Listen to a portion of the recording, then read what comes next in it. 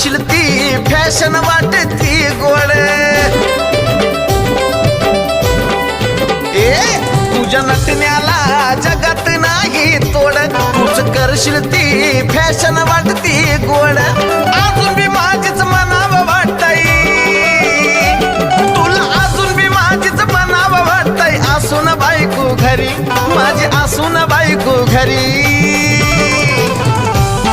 अगं वय तुझं झालंय तरी अजून बी दिसतीस जानू परी अगं वय तुझं झालंय तरी अजून बी दिसतीस जानू परी